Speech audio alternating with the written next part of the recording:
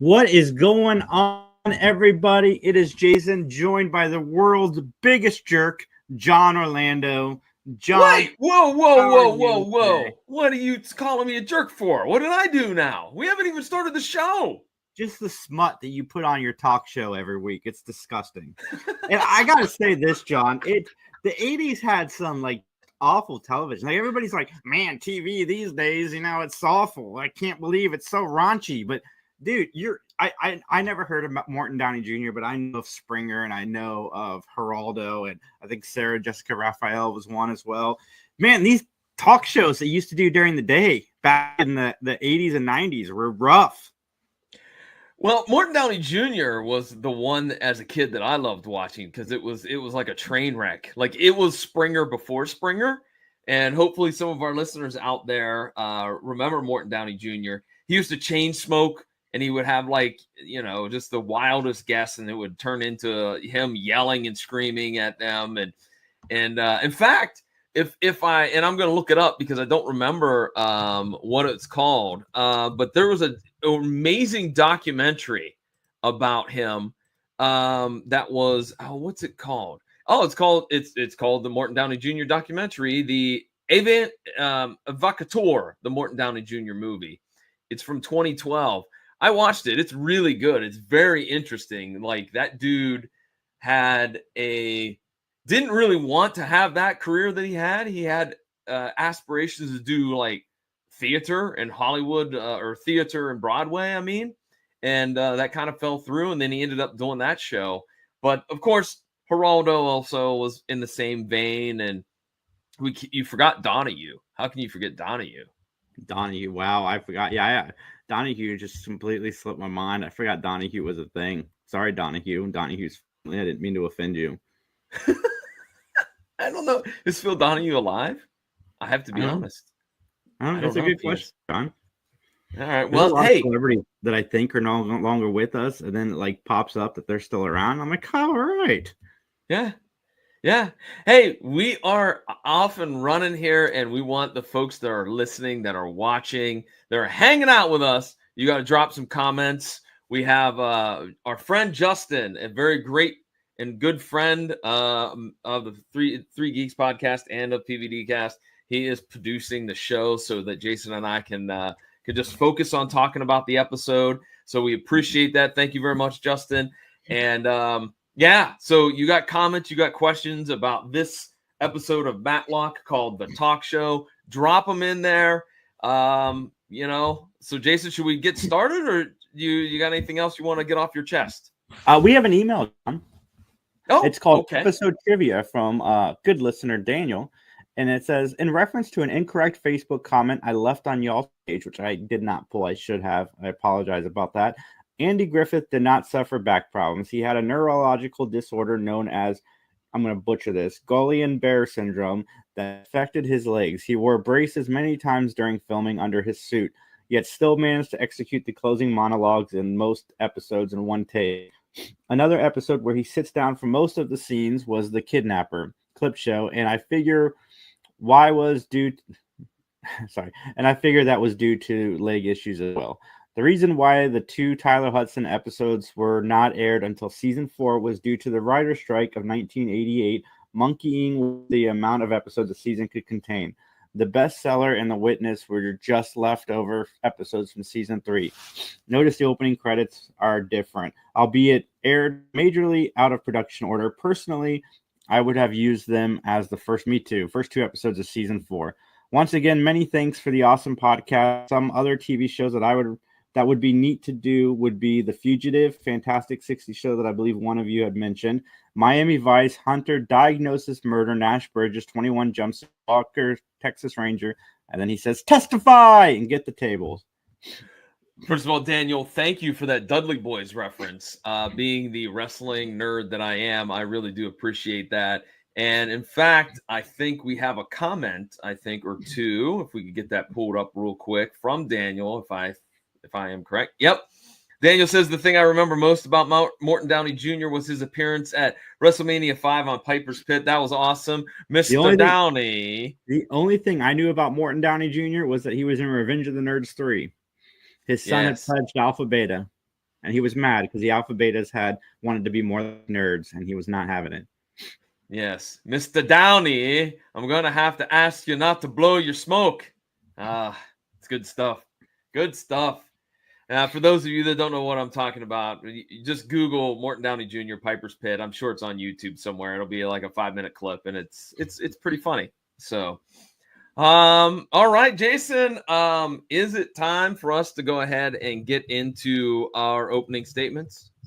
I think so, John. FSF Popcast says Mattalk with the exclamation. Oh, nice. All right. Well, with that, then, ladies and gentlemen, without any further ado, let's get into our opening statements.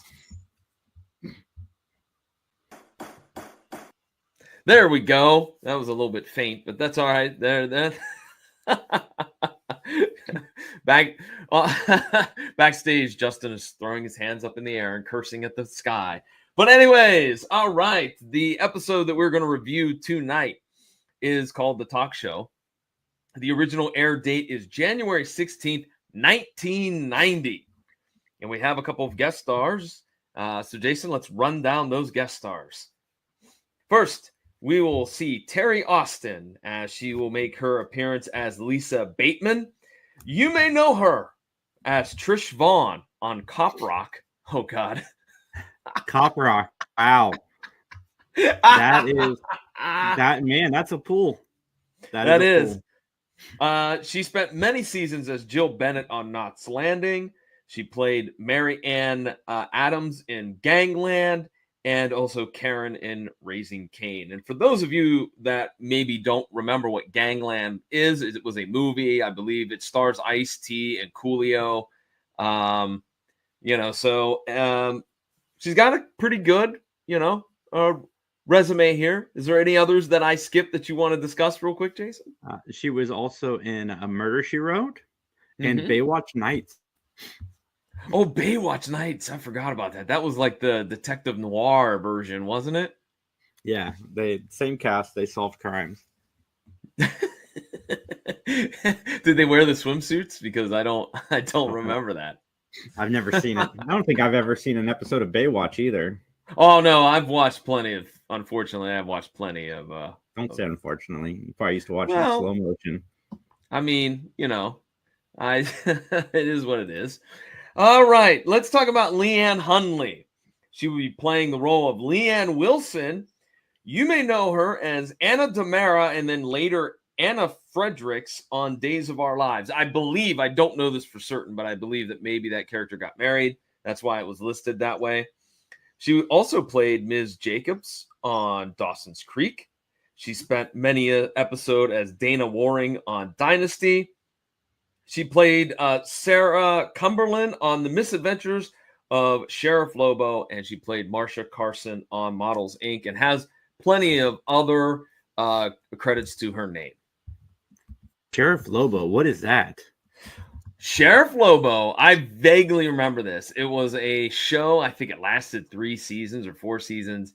It starred Claude Aiken, who later would go on to play the sheriff in Murder, She Wrote. The first sheriff, the second sheriff, because Tom Bosley was the first sheriff.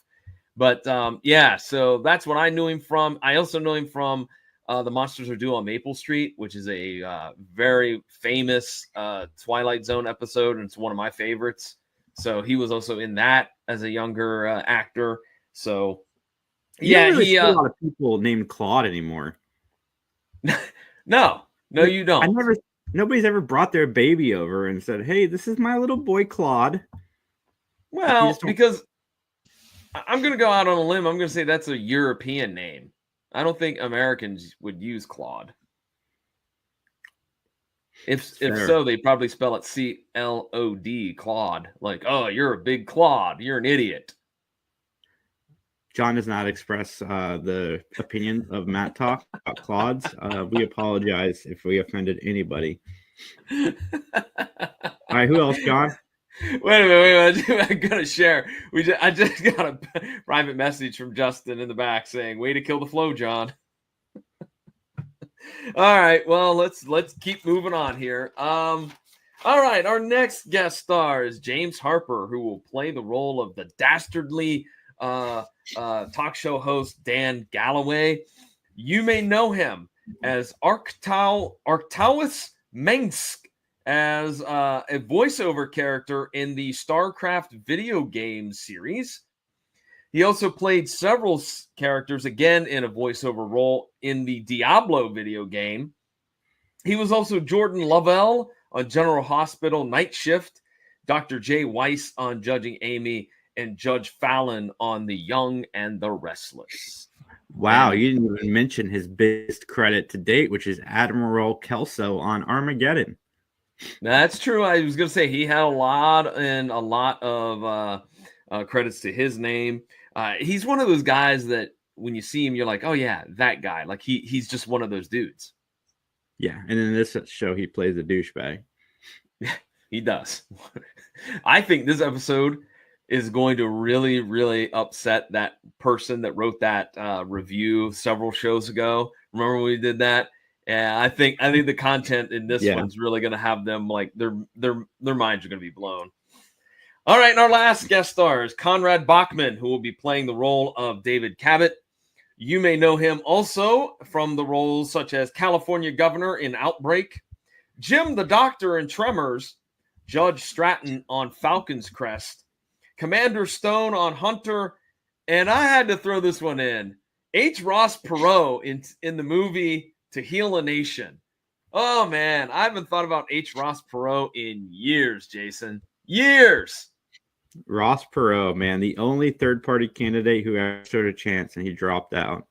Yeah, I know. And man, I'll tell you, what a possible what possibilities, I guess is what I'm trying to say, could have happened if he was elected president. Who knows where we'd be today? Who knows? All right, let's go to the comments real quick. I think we got a couple here. If we can get those pulled up real quickly. As I think Claude Aiken also guest starred on season 3 of Matlock, the Thoroughbred. That is correct. Yes, Claude Aiken was that was the one where Claude Aiken had a horse, and the horse that was also with Don Swayze, if I remember correctly, who played the mentally handicapped guy. But yeah, Claude Aiken was in that one. That was some classic Tyler stuff, by the way. The horse talked, which was really weird. No, and the horse also a guest star in this episode, Nancy Thompson in the role of Michelle Thomas. No. Nancy Stafford. Sorry. Who is Nancy Thompson? I don't know. But, I mean, wow. I can't believe how few episodes her and Conrad have actually been in this season. We talked about this. And even, like, together it's even less. Yeah, but it just gets more noticeable as the season gets closer and closer to the end. I'm laughing. Another note from our producer, Justin. Ross Perot quotes. I'm going to read a couple of these. Most people give up just when they're about to achieve success. That's a good quote to keep in mind. And he did. If you see a snake, just kill it. Don't appoint a committee on snakes. Okay, that one's a little jab at Washington, D.C. The activist is not the man who says the river is dirty. I don't know if I get that one. But war has rules. Mud wrestling has rules. Politics has no rules. That's a good one. That's a good one there. I like that one. Yeah, me too. It's fun. All right. With that, then, Jason, I have a question that I got to ask you. All right. Are you ready to give an opinion? Your opinion, and solely your opinion, so help you? It's the only one I got. Yes, I do. Let's testify! Let's get ready to testify!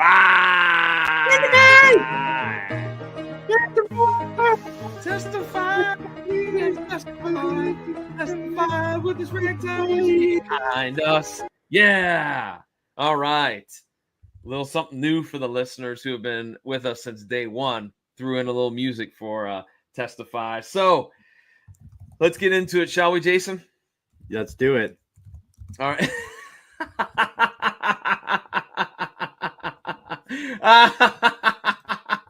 That's a good one. That's a good one. Anyways, all right. Our opening scene is we are seeing basically a recording of Galloway where he's doing his bumpers for each of the shows that we're going to air over the next week or so. I love these. One of them was, quote, married women and their lesbian lovers. Another topic on Galloway's show was going to be women who make love on airplanes. And later on, we're going to hear him talk about men who can't get enough. So at this point, that individual that wrote that review about the sexual content of Mattalk has already fired off another angry review, I'm sure.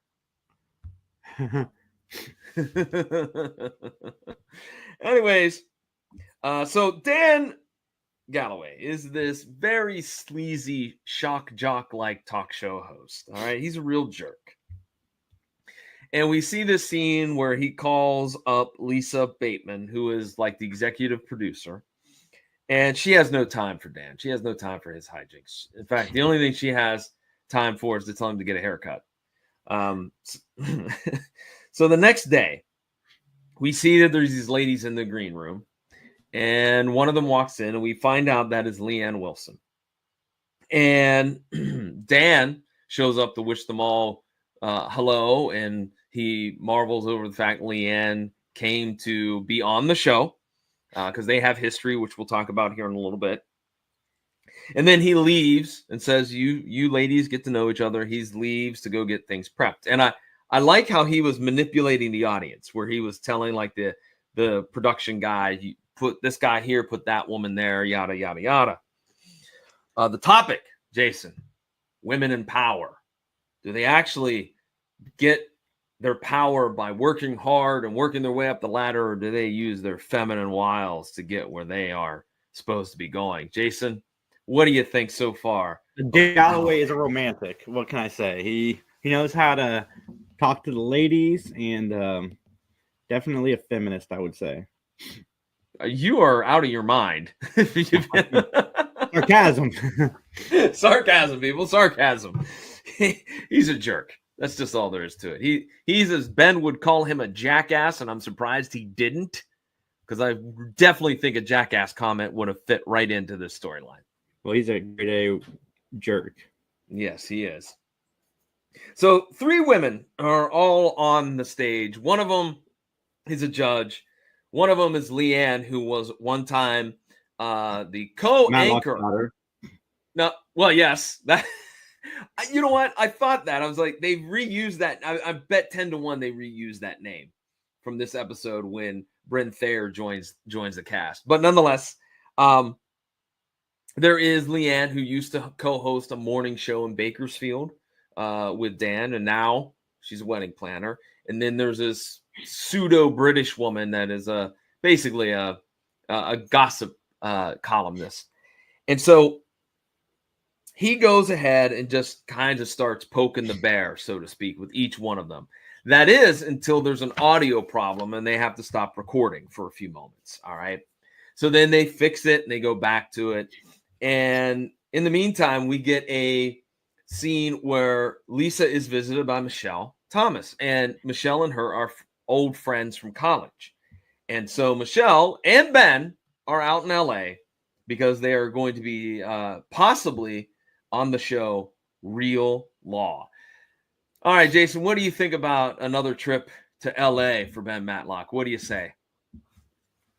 At least, he wasn't going there for the murder, and it's not like, pick up the phone in London. So I'm all good for everything we're doing right now. Ben's going there because they want to talk to him about possibly being involved with a law show, a law advice show. And no, I'm in so far. Like I said, okay. I called you after the first 2 topics on Dan Galloway's show, and I'm like, John, this is the best episode I've ever seen. Way to let the cat out of the bag, man. Hey, it might have changed since. Okay, good point. We haven't talked 45 seconds in when I told you it was the greatest episode of all time. That's true. Man, I did kind of marvel just because I didn't really think this was a thing, but then I was like, I kind of started to remember back into the 80s and early 90s, and because I was like, Lisa's leather skirt is a little bit like shocking, I guess. That's not even the right term. But it just was, I was surprised to see that in the workplace. But then I was like, well, it is the 90s. That was a thing for a while. and then it disappeared. And I guess it's coming back now. I guess. I don't know. Hey, man, I was talking down somebody today. I mean, we keep recycling the 80s and 90s and 70s, like style fashions. Like nobody ever says, I'm going to wear the style of 1842. That's what I'm doing today. No, 70s, 80s, and 90s. We're just going to be on a continuous cycle of those 3 decades in fashion for the rest of our lives. Well, you would think with Yellowstone being a big hint, people would want to dress, because isn't Yellowstone or one of the offshoots in 1811 or something like that? Yeah. Okay, there you go. Maybe that'll be, is that Taylor Sheridan that does that show? Ty Sheridan. Ty Sheridan. Taylor Sheridan, man. Whatever. I mean, Taylor, almost the same. No, not my the same. apologies to Mr. Sheridan. Jason Tyler. I would not get that confused with you. I would not. Taylor Sheridan, by the way. Justin says I'm right. You're wrong. So, haha. Justin spelled it wrong.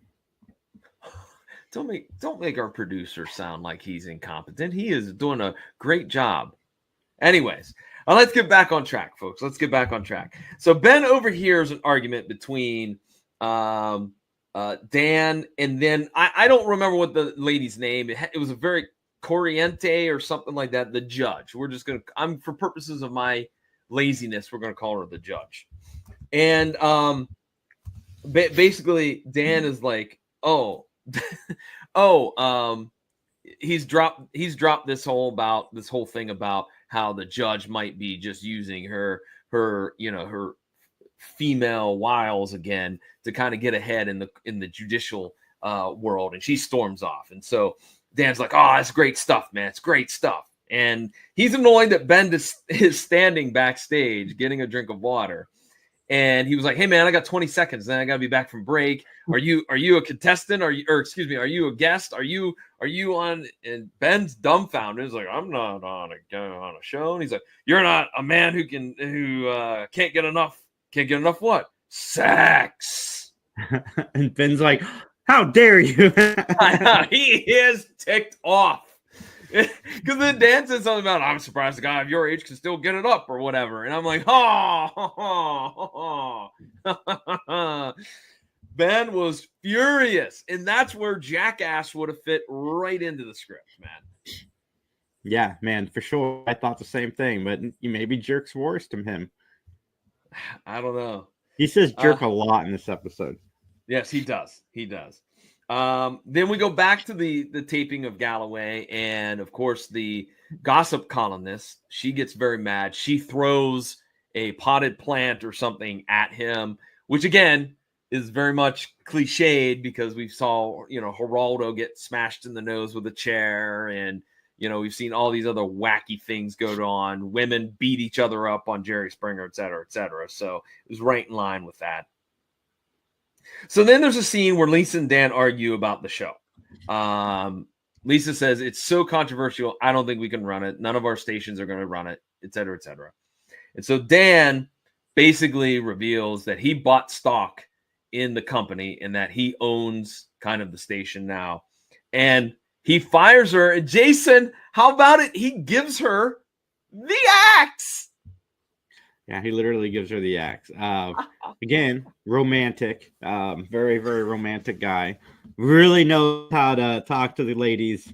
And as soon as he handed her that package with the axe in, and I'm like, well, that's the murder weapon. Her fingerprints are going to be on it. They're going to find it near him or in him or around him. I think it would have been better if it was like one of those He-Man battle axes. I think that would have been sweet.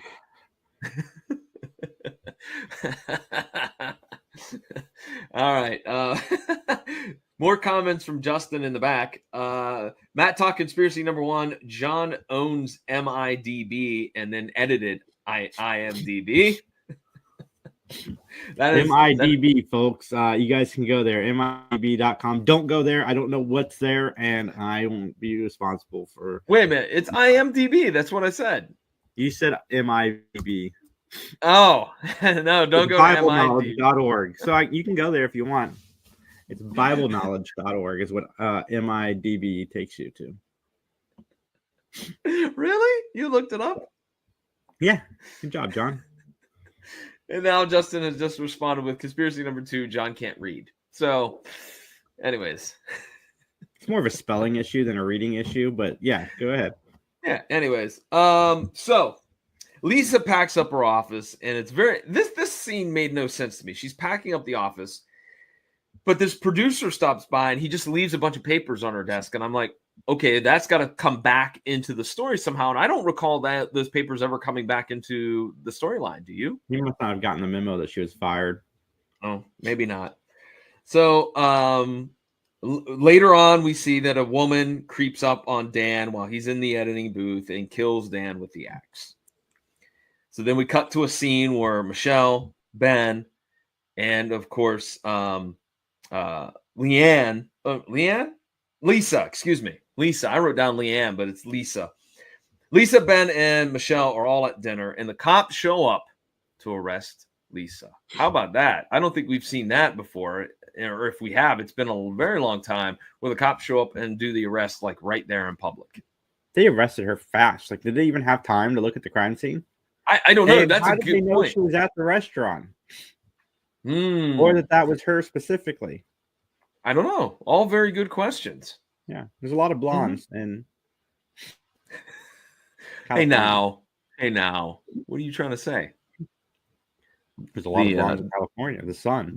The opinions on blondes in California presented by Jason Taylor are those of Jason Taylor and Jason Taylor only. Do not reflect the views of Mattalk. John, you can't even spell blonde. Shut up. Because if I spell it with an E, you're going to go wrong. And if I don't spell it with an E, you're going to go wrong. So I'm not falling for this trick. Nice try. Ha ha ha ha. MIDB.com, folks. Okay.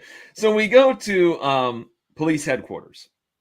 And Ben comes into the interview room and he says the case is pretty strong against Lisa, but he's going to take the case. And so the next scene, we see Ben and Michelle. They're searching the editing bay, and they find a button, just one button. And that button is going to be an important clue, ladies and gentlemen. Michelle asked another editor about the editing machine and saying, look, if you unplugged it, what would happen? Like, you know, do you have to unplug it? And the guy said, no, you don't have to unplug it. You just turn it off like a television. So then basically that guy, that editor comes over and starts showing the tape, the rough edit, if you will, of that episode of Galloway. So we go then to a scene where as they plugged in the editing machine, we see that it stopped on the judge. So excuse me on that one. I forgot to include that detail in my previous statement. So basically, Ben goes off to meet the judge, and the judge is really kind of blowing off Ben a lot. Like, Ben is very skeptical of her because she's like trying to get him out of the office because she has a brief to do, and et cetera, et cetera. And she reveals that she was told she was going to be the lead for Real Law. And I do like that Judge Wapner was mentioned. Tip of the hat to Judge Wapner. Yeah, he started the judge shows, right? Yeah, I think he was. The People's Court was, yeah. So there's a Judy, I love Judge Judy, and without Wapner, we would not have Judge Judy. She tells people like it is. She's my hero. She's like the Simon Cowell of the courtroom. Well, I guess so. She's also worth a lot of money, by the way. A lot. Her new show has her niece as her assistant on there. Oh, is the bailiff? Her granddaughter, or her daughter, sorry. Yeah, bailiff. Her daughter's the bailiff. Oh, right. What happened to the old bailiff? No, wait. Her daughter is like a court reporter type person. She sits behind the bench with her. She like fact checks stuff. Oh, okay. Anyways. Good show. Well, the judge had told Ben that she was eating in, right? And so as Ben leaves the office, he sees that the delivery boy shows up with the order, and then he hears the secretary go, oh, no, she's eating out today. She has a lunch appointment, blah, blah, blah. And so this is not creepy at all. Ben goes to the restaurant, catches the judge with shady businessman David Cabot. And boy, oh boy, Ben is flexing some sass when it comes to David Cabot, is he not? Yeah. Yeah. Oh yeah. Oh yeah. Oh yeah. He's not like that guy. He's wanted for lots of different crimes, and Ben's not having it.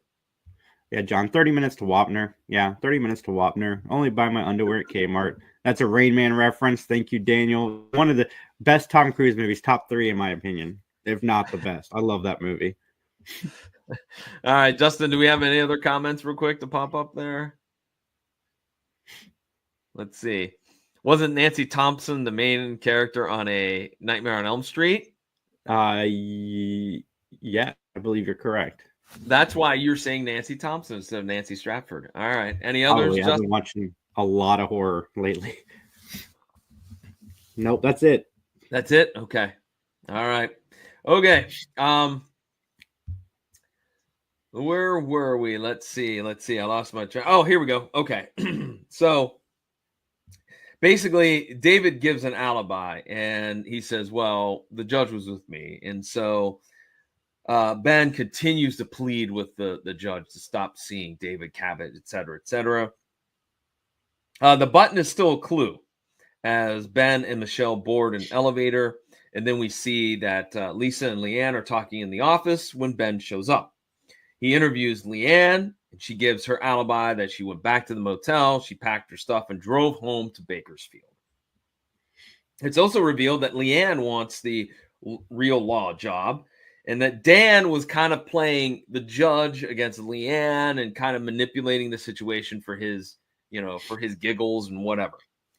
So it's determined that Leanne was wearing a very fancy bracelet on the taping of Galloway. And so Ben and Michelle think, maybe that's what this button belongs to.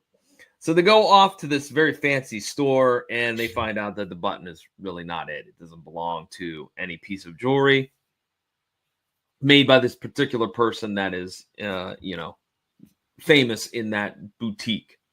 Yeah, it's brass. It's brass. It's a brass button. Nobody uses brass.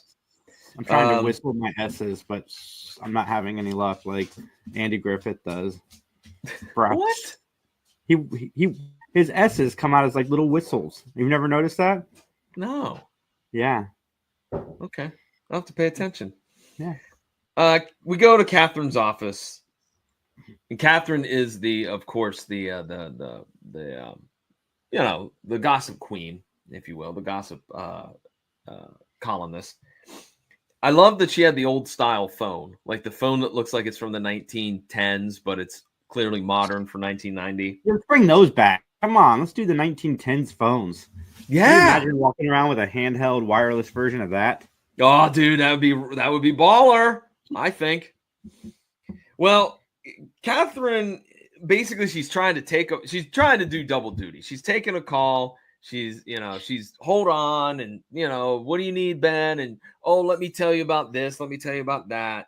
And basically, her alibi, she came back to the office to rewrite her column. And then as she tries to leave, she drops all of her papers out of her briefcase because the briefcase is missing a button. And Ben goes, well, here it is. And she's like, that's not mine. That's a brass button. So she takes it and throws it away. And then Ben is caught fishing through the trash to get the button back, which that made me chuckle a little bit. Yeah. But Ben and Michelle are very stumped about this idea of where this button goes and who did the crime and whatnot. So we go to a scene where they're back in that editing bay. And Ben is just like, he's trying out this wild theory of his. All right. He's watching the tape again, and they've referenced that they've watched it a bunch of times. He's laying down on the floor and watching it. Laying down on the floor, because that's what you do, You lay down on your back. Get the guy's angle. Like, I get that. Yeah, sure. Actually, all of this, folks, is just our sarcasm, because who does that? Who lays down on their back and looks up at what are you doing? Why are you doing being that? sarcastic, man. He's trying to see what the guy saw before he died. I get that. But that's why you're not a private detective, John. You don't know how to look at all the angles. Well, that I don't have a pair of binoculars. That's good. Your neighbors are probably very happy about that. Anyways, so they stop the tape, and the time code says 337. But much like you would do on your old calculator, where you would try to get certain words to pop up, naughty words, by the way, you reverse 337 and it says Lee. And yeah, we didn't get there yet. I mean, that's later in the episode. What? The Lee thing, we don't know that at this point yet. Well, yes, we do, because he's upside down. He tells Michelle, come down, and the other guy come down. All three of them are laying on there, and they look up, and it says 337. And then they go, if you're on your back and you're looking up, it says Lee. And so that's what they thought. Huh? Oh, I thought that would. I know that they laid down on the ground, but I thought the thing was revealed later. Sorry. No, it's revealed then. So the button is still a clue, though. So they watched the tape one more time, and during the restart, there's this little change in the wardrobe of Lee, because they started the process of recording the show. They stopped. She took her jacket off, and then they started the show all over again. So Lee is going to get set up here in the most cold-hearted way. She's gonna get punked like nobody's been punked before. Lee gets invited to test one more time for real law because the original host has dropped out. And so Ben meets Lee at the studio because he's going to be they're going to do this read through. He's going to be the other lawyer. And what do you know? Lee's wearing that red outfit because Lisa said that was so sharp you need to wear it again. And what do you know, man? What do you know? Ben spills coffee on it, right on the jacket. Mm-hmm. How many times? When are people going to learn? You don't give your clothing to Ben Matlock, because he's going to find something. He's going to get you with that. We saw just a few episodes ago with a mink coat. Going to do it again. She didn't know that she was even in the running to be a suspect. Yeah. That's why I said this is cold-hearted gangsta Mac stuff right here, man. Absolutely. Nice. Thanks. So basically, after the coffee spilled on it, Lisa goes, let's let wardrobe clean it. Let's let wardrobe. I'll just take it from you. I'll take it. Yeah, and you guys rehearse. You talk. And Ben, says several times, I'm sorry. And let me just say, I got to give props to the Leanne who played Leanne Wilson. She was really kind of ticked off at that. Like, she had some real complex feelings going on right there after he spilled the coffee on her. So I like that. We cut to the courtroom, and Lee is on the stand. And it's revealed that Lee and Dan's partnership in Bakersfield was a little bit troubled. And in fact, maybe Dan had put the bad mouth to her, and that's why she decided to leave the station. Mm-hmm. But Dan has come back in the picture because he was pitching this idea of the real law job. And, hey, why don't you come down and be on my show? It'll be a fun show, et cetera, et cetera. And so basically, okay, cool, I'll come on down. However, Lee has an alibi. Remember the alibi that she left the taping, all right? And she went off to her motel, packed her bags, got in the car, drove back to Bakersfield. Well, what Ben finds out is she did indeed do those first couple of things. She left the studio. She went to the motel or hotel. She packed up her stuff. She put it in her car, but she didn't leave. She didn't leave for another couple of hours, according to the evidence that they have.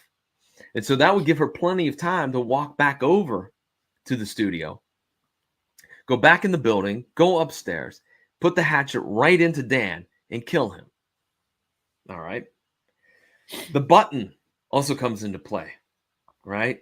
Even though I love that the poor prosecutor tried to object it. I don't know what you do in Atlanta, Mr. Matlock.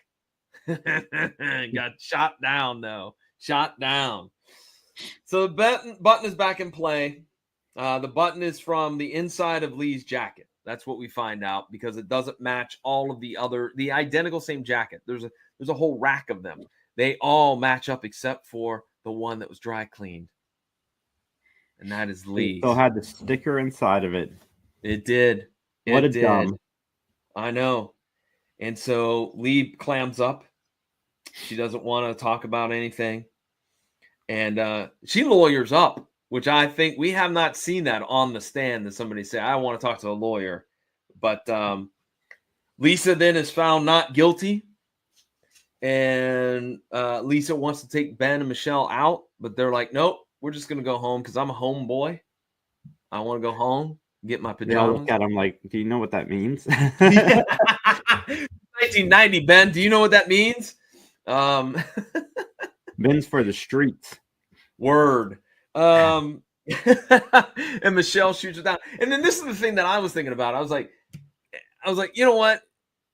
I can remember like back in 1990, and especially like I think 95 or 96, I was dating a young lady that would like to go to the airport just to hang out and watch the anyways, watch the planes go and that. And so I just remembered, because I'm like, they're gonna get on a plane. Oh yeah, it's 1990. They don't have to book ahead or anything. They could show up at the airport. It's 1990. Buy a ticket, get on the plane in 20 minutes, and fly back to Atlanta and be home in 2 hours. So, all right, Jason. Yeah. Do you have any other questions? Or Well, we anything? brushed over the hot dog statement. Ben said he wanted to go home and get a hot dog with everything on it. I mean, they do have hot dogs in California. I don't know if Ben knew that. And well, wait. Those might be in Ben's eyes. Those might be tofu or like diet hot dogs. They're not the real deal. And then Michelle said that she was going to go home and be a home girl. And yeah, there we go. I just finished it up for you.